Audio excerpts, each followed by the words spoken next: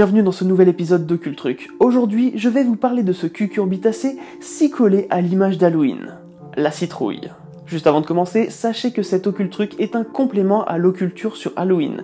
Vous aurez le lien dans la description. La citrouille sculptée d'Halloween est une tradition typiquement américaine, qui n'a été associée à cette fête qu'après l'arrivée massive des migrants irlandais et écossais suite à la Grande Famine de 1845. Ce sont eux qui, pour la première fois, ont utilisé les citrouilles qui poussent en abondance sur le sol américain pour sculpter le visage de celui qu'ils appellent Jack-o'-lantern. La citrouille sculptée garnie d'une bougie date donc du milieu du 19e siècle. En fait, cette coutume était déjà pratiquée de l'autre côté de l'Atlantique, mais ce n'étaient pas des citrouilles qui étaient sculptées, mais des navets. Certains auteurs racontent que ces navets permettaient d'éloigner les mauvais esprits. Il semble par ailleurs certain que le nom Jack-o'-lantern attribué à ces visages sculptés vienne d'un vieux conte irlandais.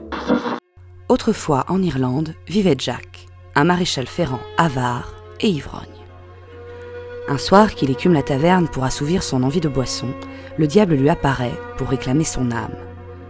Jack accepte de le suivre, mais lui demande de lui payer un dernier verre. Le cornu accepte et se transforme en une pièce de 6 pence pour payer sa tournée. C'est alors que Jack attrape la pièce et la glisse dans une bourse de cuir contenant une croix d'argent. Le diable alors pris au piège, le maréchal ferrant lui demande un délai de 10 années supplémentaires. Le cornu n'a pas d'autre choix. Il accepte et disparaît. 10 années passent sans que Jack n'ait plus à s'inquiéter pour son âme. Mais une après-midi, alors qu'il se repose sous un pommier, le malin se présente à lui pour réclamer son dû. Jack lui demande alors une ultime faveur, que le diable cueille pour lui une pomme avant de l'emmener. Ce dernier accepte et grimpe à l'arbre. Le maréchal ferrant s'empresse de sortir son couteau et grave une croix sur le tronc, piégeant le cornu une fois de plus. Jack lui ordonne de ne plus jamais venir réclamer son âme, faute de quoi il le laissera bloqué en haut du pommier. Sans autre choix, et bien malgré lui, le diable accepte et Jack efface la croix.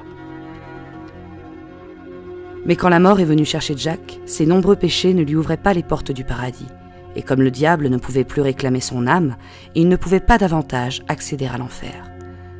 Jack fut alors condamné à errer dans le noir. Le diable moqueur lui offrit alors un morceau de charbon infernal comme seule source de lumière. L'âme vagabonde sculpta alors un navet pour y placer ce petit morceau de braise et ainsi créer une lanterne qui éclairerait ses pas. Depuis, cette âme errante porte le nom de Jack-o'-lantern et réapparaît à chaque anniversaire de sa mort, la veille de la Toussaint.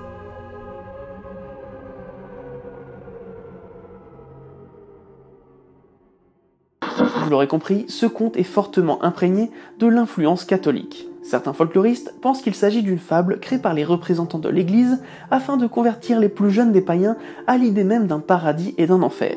L'Église assimilait ainsi la pratique des lampions navets, toujours dans un esprit d'évangélisation.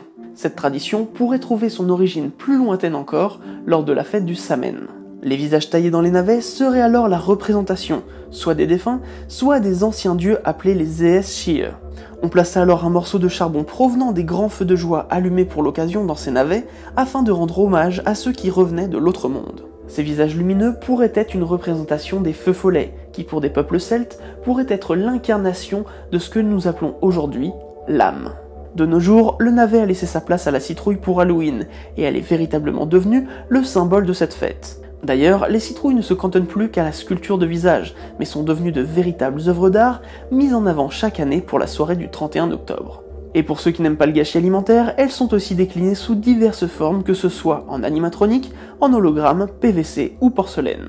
Bien entendu, Jack-o'-lantern a inspiré un grand nombre de créateurs. On trouve une grande quantité de nouvelles, dont la plus connue est la légende de Sleepy Hollow, adaptée plusieurs fois à l'écran. Jack-o'-lantern est également présent en BD chez Marvel, en manga avec Tokyo Ghoul ou Soul Hater, et évidemment dans l'animation avec Jack Skellington. Les jeux vidéo ne sont pas en reste, comme dans Minecraft, Animal Crossing, The Legend of Zelda Oracle of Age, et j'en passe. Voilà, j'espère que ce nouvel épisode d'Occultruc vous a plu. N'hésitez pas à me partager sur les réseaux sociaux vos créations de citrouilles d'Halloween. Et quant à moi, je vous dis à très vite pour un nouveau moment de culture.